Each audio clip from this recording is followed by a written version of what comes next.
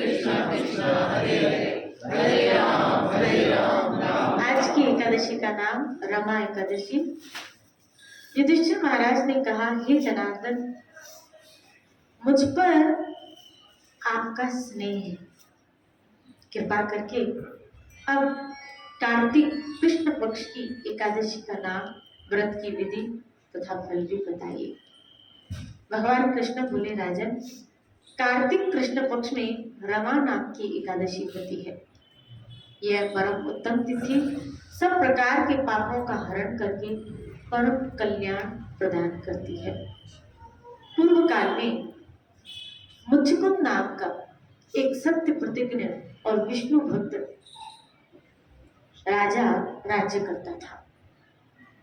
उनकी कन्या चंद्रभागा का विवाह चंद्रसेन कुमार नाम शोभन के साथ हुआ था। मुचकुंद की कन्या थी जिसका नाम था चंद्रभागा और उनके पति का नाम था शोभन, चंद्रसेन शोभन। एक बार शोभन अपने ससुराल आया, लेकिन वहां एकादशी की तिथि थी और इनके यहाँ नियम था राजा के यहाँ कि राज्य में हर एक के एकादशी करनी है, मतलब करनी है। दशमी के दिन राजा ने आदेश दे दिया था कि एकादशी के दिन कोई भी भोजन न करे। यहाँ तक कि एकादशी के दिन राज्य के हाथी, घोड़े, पशु पक्षियों तक को भी चारा नहीं दिया जाता था, फल दिया जाता था। शिरादे बोले। यहाँ से मतलब समझने में आता है कि एकादशी के दिन पशुओं को भी क्या देना चाहिए, फल फ्रूट आदि। आप दान करते हैं ना एकादशी के दिन, तो फल फ्रूट आदि का एकादशी के दिन दान किया। शिरादे बोले। यानी अन्न का दान नहीं करना चाहिए। ज्यादा मैं इस पे नहीं जाऊंगी। शिरादे बोले। धारा तो लेके जा रही है पर शिरादे बोली। ये घोषणा सुनकर शोभन ने अपनी पत्नी से कहा, यह कैसी घोषणा है? मैं तो आहार के बिना एक दिन भी नहीं रह सकता। शिरादे बोली। मुझे तो खाना चाहिए। आप देखो जीवन में तप भी कितना जरूरी है। ये विज्ञान भी कहता है, आपको पता है? आज की साइंस जो एडवांस लोग हैं, अगर विज्ञान का थोड़ा नॉलेज रखते हैं, मुझे ऐसे कुछ बता रहे थे लोग, एक कैंसर पेशेंट से मेरी चर्चा हुई, बात हुई, तो मुझे बता रहे थे कि मुझे डॉक्टर्स ने कहा, मतलब मुझे डॉक्टर्स ने कहा, आयुर्वेद था या किसी डॉक्टर ने इसको कहा, बोला मुझे डॉक्टर ने कहा भूखे पेट रहने की। एक जगह का उनका ट्रीटमेंट चालू है जिसमें उनको सागा खाना होता है एकादशी का। शिरादे बोले। कैंसर के पेशेंट से लीवर। शिरादे बोले। मैंने कहा ऐसे क्यों भूखे रहना है? बोला देखो हमारे विज्ञान ने, ये विज्ञान भी कहता है क्या आपको 15 दिन में 1-2 बार भूखे रहना चाहिए। तो मैंने कहा ऐसे क्यों? तो बोला कि भूखे रहने से अंदर जो बैक्टीरियास होते हैं वो भूख के कारण वैसे ही मर जाते हैं। शिरादे बोले। क्योंकि उनको चारा नहीं मिल रहा है, तो ऐसे वो बीमारी के कीटाणु मर जाते हैं। तो हमारी साइंस ने तो आज कहा, लेकिन हमारे पुराने ने तो पहले ही कह दिया क्या कि आपको व्रत करना चाहिए। विज्ञान के हिसाब से भी, विज्ञान के अनुसार भी आपको व्रत 15 दिन में एक बार आपको भूखे रहना चाहिए, यानी अन्न नहीं खाना चाहिए। अब कई लोग एकादशी रखते हैं, एकादशी क्या, जैसे उनकी एकादशी की पार्टी होती है, शिरादे व्यंजन बनते हैं, व्यंजन बनते हैं और नाना प्रकार के, यानी पहले से भी वो ऐसे 2 सब्जियां बनाएंगे और ऐसे शिरादे बोले। तो एकादशी न करके वो एकादशी की तपस्या नहीं हुई, तपस्या नहीं हुई। खाली अन्न नहीं खा रहे हो, अच्छी बात है, इस दिन तो खाना भी नहीं चाहिए, लेकिन उसके साथ साथ आपको थोड़ा पेट के ऊपर, भूख के ऊपर कंट्रोल भी जरूरी है, जरूर करना चाहिए। याद रखना, शास्त्र ऐसा कहते हैं, जिसने भूख के ऊपर कंट्रोल किया, जिसने भूख के ऊपर कंट्रोल किया, उसका भजन नित्य बना रहता है, उसका भजन रस बढ़ता है। श्री राधे बोल, जिसने भूख के ऊपर कंट्रोल किया। श्री राधे बोल। हमारा साथ तो मुसीबत हुई है, भूखे श्री राधे बोल, बोलो ना श्री राधे। लेकिन ये व्रत करके हम थोड़ा संयम का जीवन बिता सकते। मैं ये नहीं कह रही हूँ कि आप भूखे रहें, मैं तो आप कहते भले भगवान का प्रसाद पाओ, लेकिन कम से कम एकादशी के दिन तो थोड़ा संयम के साथ रहो, कि ऐसे नहीं सुबह भी खा लिया, दोपहर में भी खा लिया, रात में भी खा लिया, फिर शाम को भी खा लिया, फिर फ्रूट अलग से खा लिया, फिर जूस अलग से पी लिया। व्रत रखा है कि क्या किया? एहसान किया है घर वालों के ऊपर, हमने व्रत रखा। बोला हमने क्या रखा है? व्रत रखा है तो नारियल पानी पिलाओ। चिरारे हमने व्रत रखा है तो ये फला ड्राई फ्रूट्स खिलाओ। सिरादे बोले अरे इस दिन तो तुझे उल्टा सब कुछ त्यागना है। ध्यान अन्न के ऊपर न जाए, अन्न के साथ साथ और वस्तुओं के ऊपर भी न जाए। ऐसे नहीं अन्न से हटा तो दूसरी वस्तुओं के ऊपर ध्यान जा रहा है। ध्यान भजन पे केंद्रित करने के लिए ये सब सारे प्रकरण, कि तुम्हारा ध्यान अब ज्यादा आज के दिन भजन में होना चाहिए। आज तो कार्तिक एकादशी पता है कितनी बड़ी, एक तो महीना इतना शुभ, इतना पवित्र महीना, जिसमें भगवान श्री कृष्ण की अनंत लीलाएं हुई हैं, वो दामोदर महीना, और उसमें भी एकादशी, सोने पे सुहागा। कितनी बड़ी तिथि है, कितनी बड़ी तिथि। श्री राधे बोली। अब आप यहाँ सुनेंगे कि अनजाने में भी शौवन ने व्रत रखा तो उसका परिणाम उसको देखो क्या मिला। तो आज के दिन कृपया कुछ भजन का अनुष्ठान करो, कि आज हम 2 माला ज्यादा करें।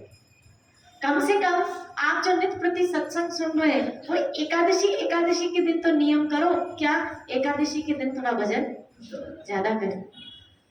जितना रोज कर रहे हो उससे 1-2 माला ज्यादा करनी है। श्री राधे बोलिए। कई लोग बोली क्या करते हैं पता, व्रत रखते हैं, एकादशी का व्रत रखते हैं, फिर चाय पीते, बोला इससे भूख मरती है तो फिर चाय पीते, और चाय भी दमादम। श्री राधे बोलिए। हर आधे पौने घंटे में उनकी एक चाय का प्याला तैयार होता है। श्री राधे बोलिए। अरे तुम्हें एकादशी के दिन ही तो नहीं पीनी है, वैसे तो पीनी ही नहीं है, लेकिन एकादशी के दिन तो खास कि तुम्हारा व्रत भंग हो गया, क्योंकि तुमने चाय का एक नशा लिया। श्री राधे बोलिए। तुम्हारा व्रत टूट गया, तुम्हारा व्रत टूट गया। तो एकादशी के दिन तो बिल्कुल भी चाय नहीं पीनी चाहिए। कई लोग बोलते हैं ना हम छोड़ते हैं तो हमें सर दर्द हो जाता। तो आप सोचो कितनी बड़ी हेडेक है कि आप नहीं पीते हो तो सर में क्या हो रहा है, दर्द हो रहा है। जैसे दारू पीने वाला दारू नहीं पीता है तो उसको बेचैनी होती है, ऐसे चाय पीने वाला चाय नहीं पीता है तो उसको बेचैनी होती है। इसलिए आज के दिन आपको चाय भी नहीं पीनी है। श्री राधे बोलिए। कोई भी किसी भी प्रकार का नशा आज के दिन आपको नहीं करना चाहिए। आज के दिन आपको ये सोचना चाहिए कि आज मैं भजन थोड़ा ज्यादा करूं, आज जानकी के दर्शन थोड़ा ज्यादा करूं, आज मंदिर में थोड़ी देर ज्यादा बैठो, थोड़ा स्पिरिचुअल ज्यादा इन तिथियों में होना चाहिए। श्री राधे बोलिए। तो शोभन ने अपने पत्नी से कहा कि तुम्हारे पिता ने तो ये आज्ञा दे दी कि खाना नहीं है भोजन, लेकिन मैं तो भोजन के बिना रह ही नहीं सकता। चंद्रभागा ने कहा ये तो राजा की आज्ञा, इसका तो सबको पालन करना पड़ेगा, इसकी अवहेलना तो कोई कर ही नहीं सकता। यदि आप भोजन करेंगे तो फिर आप राजा की बेटी का यानी राजा का जमाई ऐसा कर रहा है, तो राजा का जमाई ऐसा कर रहा है तो फिर हम क्यों माने राजा की आज्ञा? तो आपकी तो बड़ी निंदा होगी। विवश होकर शोभन को उस दिन आहार नहीं किया और रात्रि को जागरण भी किया। क्षुधा के मारे, भूख के मारे उसकी दशा बिगड़ने लगी और अंत में उषा काल में उसकी मृत्यु हो गई। श्री राधे बोले। अब जैसे साधारण भौतिकवादी कहे, भौतिकवादी लोग अगर हो, एक्चुअल में अगर यहाँ हमारे परिवार में हो तो ऐसे देखा, एकादशी व्रत का परिणाम बेचारा नहीं करता था, जबरदस्ती कराया, मर गए। ये राजा ही कारण बना इसकी मौत का। श्री राधे बोले। बोलो ना श्री राधे। मौत सुनिश्चित है, वो तो बहाना लेके आती है, लेकिन फिर उसी कारण को उसके साथ ज्वाइंट किया जाता है, इसकी वजह से ऐसा हुआ, नहीं तो ये और भी जीता था, ये इसकी वजह से ऐसा हुआ, ये फलाने की वजह से ऐसा हुआ। श्री राधे बोले। राजा मुचुकुंद ने राज्य उचित विधि से उसका अंतिम संस्कार करा। चंद्रभागा धर्म उपार्जन करती हुई पिता के घर पर ही अब रहने लगी थी। उधर रमा एकादशी के व्रत के प्रभाव से शोभन को मृत्यु के पश्चात मंदराचल के शिखर पर एक रमणीय देवपुरी स्थान प्राप्त हो। श्री राधे बोले। एकादशी का परिणाम देखो, एक दिव्य स्थान की उसको प्राप्ति हुई, दिव्य जगत की उसको प्राप्ति हुई, दिव्य लोक की उसको प्राप्ति हुई। वहां वह कुबेर के भांति राज करता था, शोभा पाता था। जैसे कुबेर, धन का अध्यक्ष कौन है? कुबेर। धन का अध्यक्ष कुबेर, और कुबेर की तरह शोभन को इतना वैभव मिला उस लोक में। वो भी अनजाने में उसने क्या रखी, एक जबरदस्ती रखाई गई। मौत तो आनी थी, अगर न करता तो पता नहीं किस लोक में जाता, भोग का जीवन था तो पता नहीं किस लोक में जाता। देखो, अनजाने में भी जबरदस्ती रखी तो मौत तो आनी थी, लेकिन मौत के पश्चात उसकी कैसी गति हुई आप देखो तो। ऐसे कभी कभी संत हमारे साथ भी जबरदस्ती करते हैं, भजन करो, हमारे साथ जबरदस्ती करते हैं, हमें अपने साथ बिठा के एकादशी व्रत आदि कभी कभी नियमों का पालन करवाते हैं, और हमें लगता है क्या ये क्या इनके साथ जाओ तो फिर ये सब करना पड़ता। कभी कभी हमारा मन नहीं भी जाता, लेकिन इसका जो परिणाम निकलने वाला है ना, आपकी कल्पना से परे है। जब अंतिम समय आएगा ना, मृत्यु आएगी, और जो ये आप रोज सत्संग सुन रहे हो, जो आप एकादशी व्रत रख रहे हो, जो आप भजन कर रहे हैं, इसका जो परिणाम निकलने वाला है ना, उसकी हम सब कल्पना भी नहीं कर सकते इसका क्या परिणाम निकलने वाला है। श्री राधे बोले। जीवन के अंत समय में अर्जुन जो मेरा सिमरन करते हुए शरीर का त्याग करता है, वो मेरे पास आता है, मेरे स्वभाव को प्राप्त करता है। और जिसने जीवन पर्यंत नाम का आश्रय लेके अपना जीवन बिताया, उसकी सदगति कैसे नहीं होगी, उसकी दुर्गति कैसे हो सकती है? और जीवों की दुर्गति कैसे हो सकती है जिन्होंने अपना जीवन श्री कृष्ण के साथ बिताया। श्री राधे बोले। यहाँ तो बताया ना, अनजाने में एक दिन, और जो रोज भजन कर रहे हैं उनका तो, जो रोज मंदिर आ रहे हैं, जो इसने रोज एक व्रत ले लिया है सत्संग का, आपका जैसे रोज एक व्रत बन चुका है कि हमको सत्संग सुनिए, रोज एक संकल्प बन चुका है हमें हरि भजन करना। श्री राधे बोली। कभी आपका व्यर्थ जाने वाला नहीं है। अब शोभन को वो लोक की प्राप्ति हुई है, वहां वह कुबेर की बाती शोभा पाने लगा। मुचुकुंद के नगर में सोम शर्मा नाम के एक ब्राह्मण रहते थे। वे तीर्थ पर्यटन करते हुए अपने तेज से मंदराचल पर्वत पहुंचे। पहले के ऋषि मुनि ब्राह्मण इतने तेजस्वी, इतने पहुंचे हुए होते थे, आप देखो वो किसी भी लोक में जा सकते थे, यहाँ तक कि नारद अभी तक वो किसी भी लोक में आ जा सकते हैं। तो ऐसे ही एक ब्राह्मण सोम शर्मा नाम के वो मंदराचल पर पहुंचे, जहाँ शोभन पहुंचा था। वहां उन्होंने शोभन को देखा, उसको शोभन दिखाई दिया। राजा के जामाता को पहचान कर वो उनके पास गया शोभन सोम शर्मा को आते देख सिंहासन से खड़ा हो गया और प्रणाम और पूजा करके दिव्य आसन पर उनको बिठाया। परस्पर कुशल प्रश्न उत्तर उपरांत शोभन ने कहा, मुझे रमा एकादशी के अश्रद्धापूर्वक व्रत करने से ये सब दिव्य स्थान प्राप्त हुआ है। अश्रद्धापूर्वक मैंने व्रत किया तो मुझे ये स्थान मिला। तो जो श्रद्धापूर्वक करेंगे, मुझे तो लगता है वो सीधा गोलोक ही जाएंगे। अश्रद्धापूर्वक जब किसी ऐसे लोग की प्राप्ति रमणीक कुबेर के समान, तो जो श्रद्धा भक्ति भाव से परमात्मा में कृष्ण में श्रद्धा रख के उनकी प्रसन्नता के लिए करते होंगे, फिर उनकी तो भांति क्या है, उनकी तो भांति क्या। परंतु ये नगर सदा स्थिर रहने वाला नहीं है। आप नगर में लौटने पर चंद्रभागा से मेरा ये वृत्तांत कहिएगा। सोम शर्मा यात्रा प्रयाण नगर में आए और उनकी पत्नी चंद्रभागा से मिलकर सब बातें बताई। इसके हृदय में अपने पति से गति सुनकर उसके दर्शन की बड़ी इच्छा जागृत हुई। साथ ही वह उनके साथ स्थायी रूप में रहने की सोचने लगी। सोम शर्मा को साथ लेकर चंद्रभागा मंद्राचल के निकट ऋषियों के आश्रम पे गए। ऋषि ने मंत्र के प्रभाव से उसे दिव्य गति दी। ऋषि कृपा से वह शोभन के पास पहुंची। शिरादे गुरु। पहले के जमाने में देखो फ्लाइट नहीं होते थे, सीधा वहां पहुंचे। शिरादे गुरु। पूरा मंत्रों का बल था, प्रभाव था, उन ऋषियों का इतना तप था।